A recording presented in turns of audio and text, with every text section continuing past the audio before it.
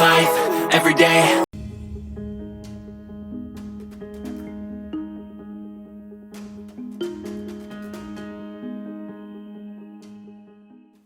Hello students, कैसे हैं आप सब? आशा करती हूँ ठीक होंगे।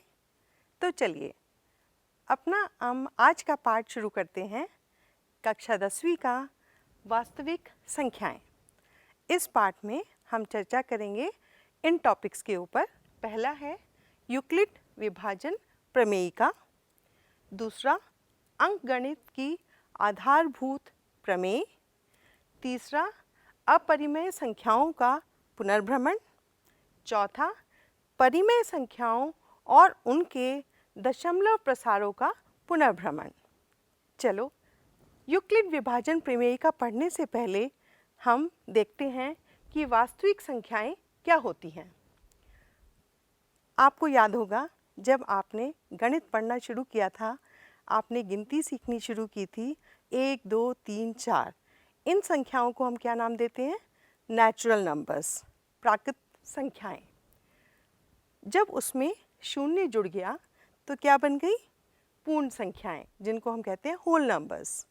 उसके बाद आपकी आई नेगेटिव इंटीजर्स, धनात्मक संख्याएं।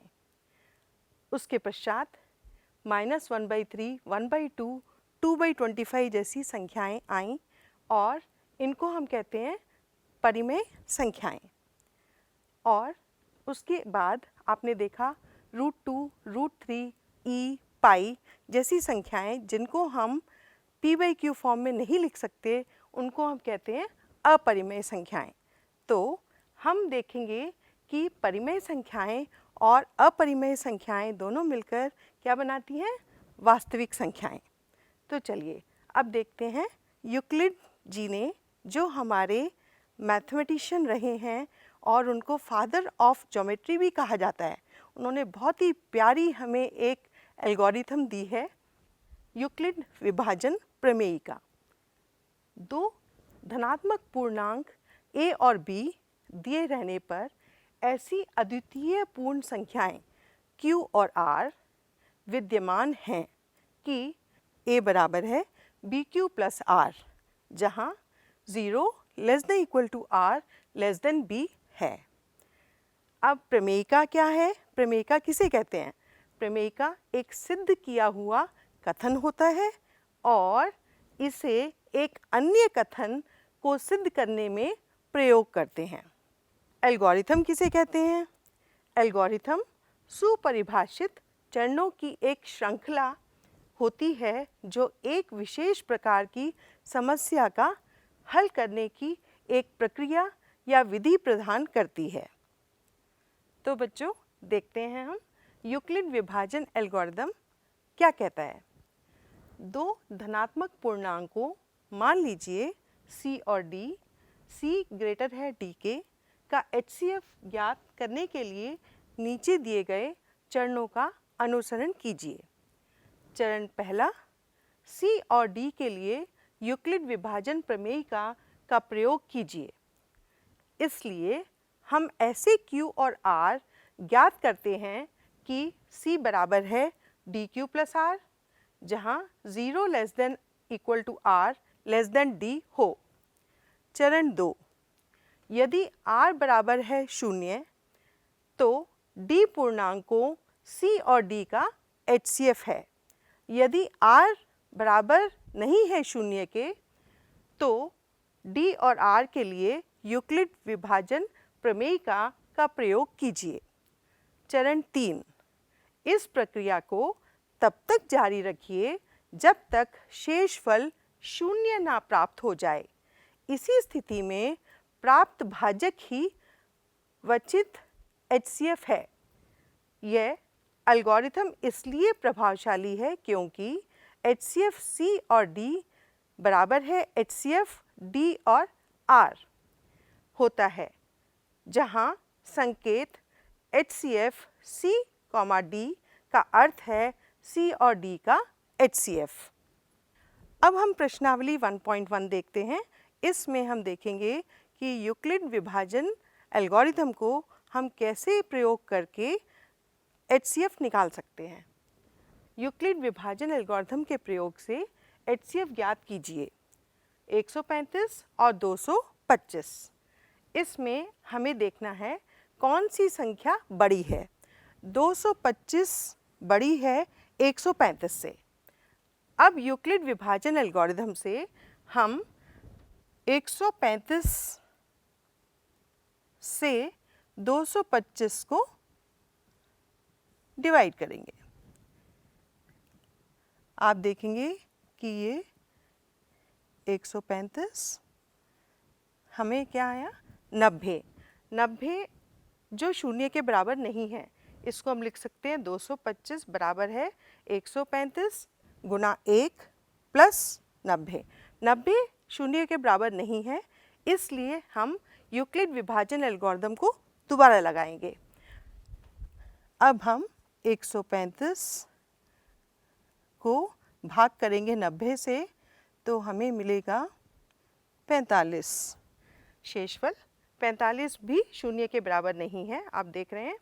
तो दोबारा से हम एल्गोरिथम लगाते हैं और हम पाएंगे कि 2 बार ये 90 को भाग कर रहा है और हमारे पास अब आ गया रिमाइंडर शून्य।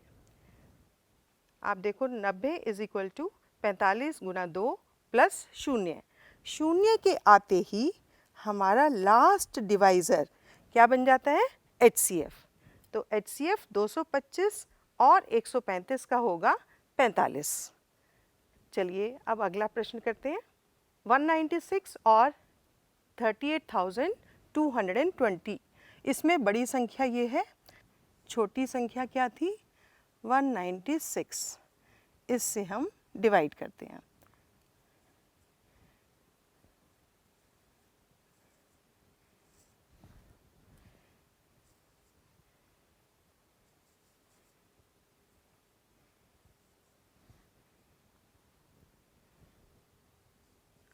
वन 196 को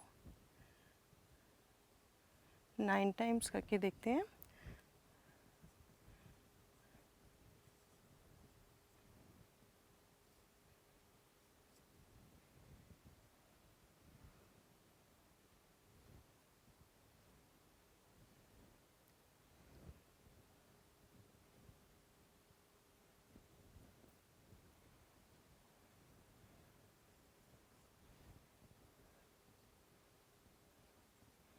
बारह में से 4 गया 8, ये हो गया 9 और 0।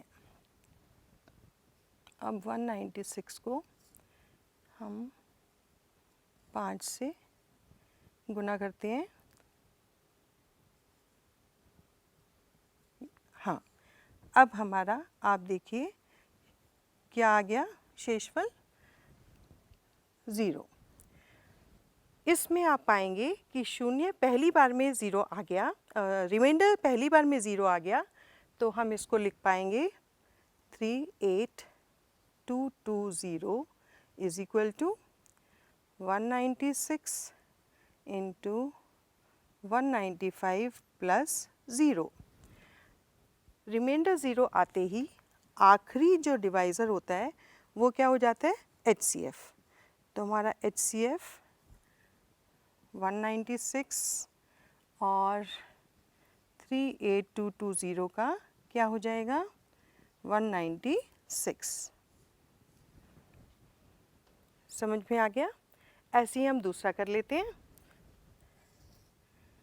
इसमें हम देख रहे हैं 867 बड़ा है 255 से, तो हम 255 से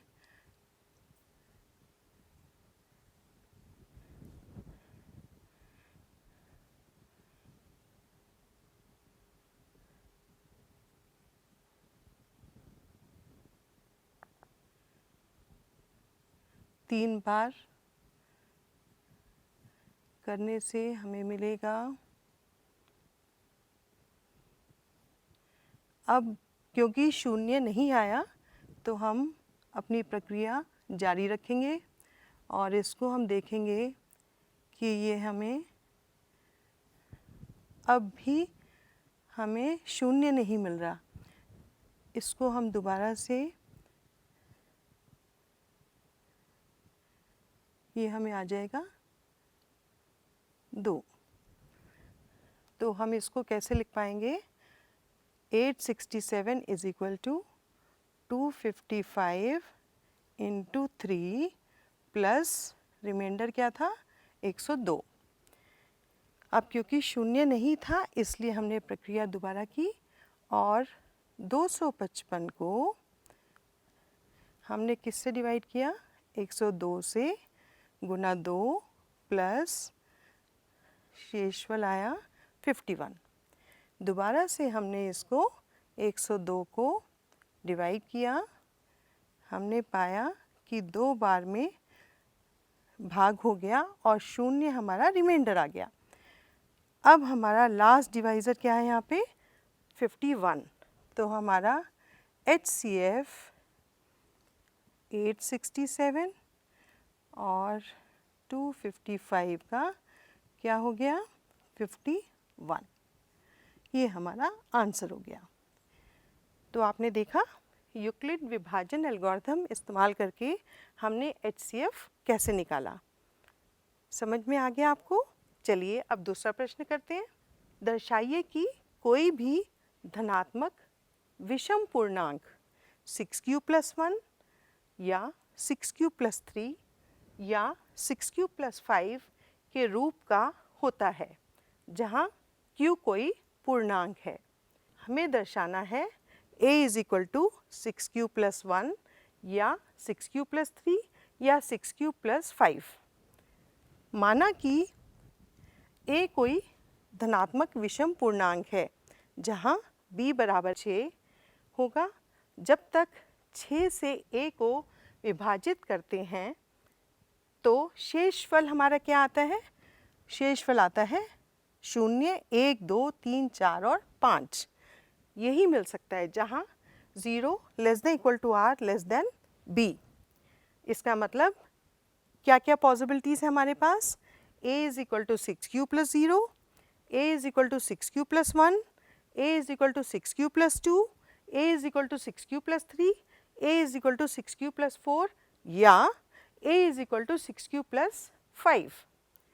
अब इसमें ध्यान से देखिए, a = 6q + 0, a = 6q + 2 और a = 6q + 4। ये क्या हैं?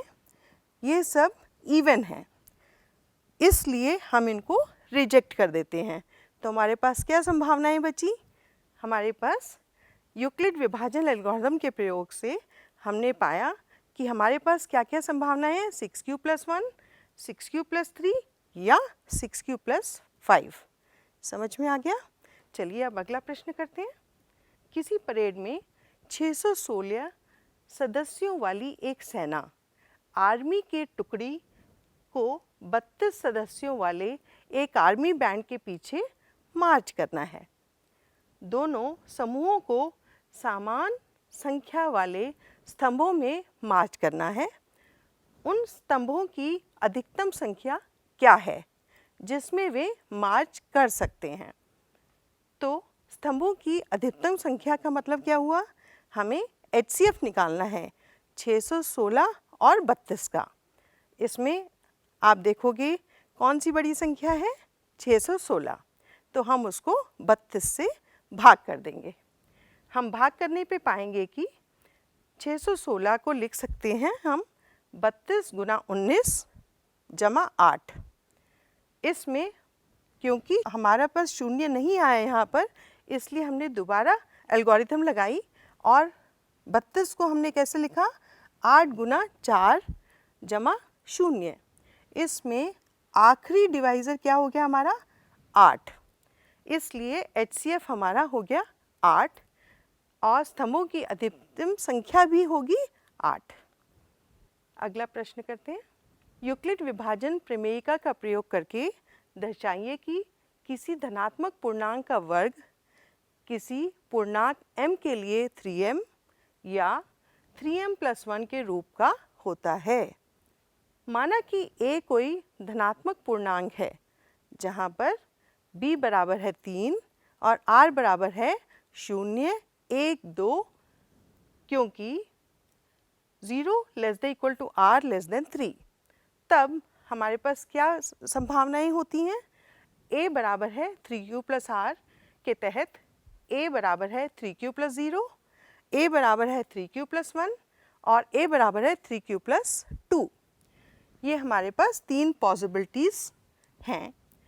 केस 1 में हम देखते हैं जब r बराबर है 0 तो a बराबर होगा 3q। ऑन स्क्वायरिंग हम पाएंगे a square is equal to 9q square, जिसको हम क्या लिख सकते हैं? 3 ब्रैकेट 3q स्क्वायर, जो बराबर है 3m, जहाँ m बराबर है 3q स्क्वायर। केस 2, जब r बराबर है 1 तो a बराबर हुआ 3q प्लस 1। ऑन स्क्वायरिंग हम पाते हैं कि हमें यहाँ पर identity a plus b whole square लगानी पड़ेगी, जो होगा a square plus 2ab plus b square. देखिए यहाँ पे a स्क्वायर बराबर हुआ 9q square plus 6q plus 1। ध्यान से देखिए यहाँ पर इन दोनों में क्या कॉमन है? 3 कॉमन है। 3 bracket 3q square plus 2q plus 1, जिसको हम देख सकते हैं कि वो 3m प्लस 1 के बराबर है, जहाँ m बराबर है 3q स्क्वायर प्लस 2q। अब केस 3 देखते हैं। जब r बराबर है 2 तो a बराबर होगा 3q प्लस 2। ऑन स्क्वायरिंग हमें क्या मिल जाएगा? a स्क्वायर किसके बराबर हो गया? 9q square plus 12q plus 4। यहाँ ध्यान से देखिए हमने 4 को क्या लिखा है? 3 प्लस 1। क्यों? क्योंकि हमने यहाँ पे 3 कॉमन लिया है। 3 brackets 3q square plus 4q plus 1 plus 1 is equal to 3m plus 1, जहाँ m बराबर है 3q square plus 4q plus 1। यदि m बराबर है 3q स्क्वायर या 3,3q स्क्वायर प्लस 2q या 3q square plus 4q plus 1 हो तो हम पाते हैं कि a स्क्वायर बराबर होगा 3m के या 3m प्लस 1 के या 3m प्लस 1 के। ये आप देखिए, ये हमारे पास पॉसिबिलिटी आई। आपको समझ में आ गया? चलिए अब दूसरा प्रश्न करते हैं। यूक्लिड विभाजन प्रमेयिका का प्रयोग करके दर्शाइए कि किसी धनात्मक पूर्णांक का घन किसी पूर्णांक m के लिए 9m, 9m प्लस 1 या 9m प्लस 8 के रूप का होता है। कैसे लिखेंगे इसका उत्तर देख लेते हैं। माना कि a कोई धनात्मक पूर्णांक है जहाँ b बराबर है 9 और r बराबर है 0, 1, 2, क्योंकि 0 less than equal to r less than 9, तब यूक्लिड विभाजन प्रमेयिका का प्रयोग करके a बराबर है 9q प्लस 0, 9q प्लस 1 और 9q प्लस 2 पॉसिबिलिटी है हमारे पास। केस 1 में हम देखते हैं जब r बराबर है 0 तो a बराबर होगा 9q प्लस 0। इसमें हमने क्यूब करके क्या पाया? a क्यूब बराबर है 9q क्यूब बराबर है 9, 81 q क्यूब, जिसको हम लिख सकते हैं 9m, जहाँ m बराबर है 81 q क्यूब। केस 2 में जब r बराबर है 1 तो a बराबर है 9q plus 1। On cubing a cube बराबर होगा 9q प्लस 1 होल क्यूब, जिसको हम लिख सकते हैं एक अलजेब्रिक आइडेंटिटी की क्यूब क्या होती है, रिवाइज कर लेते हैं।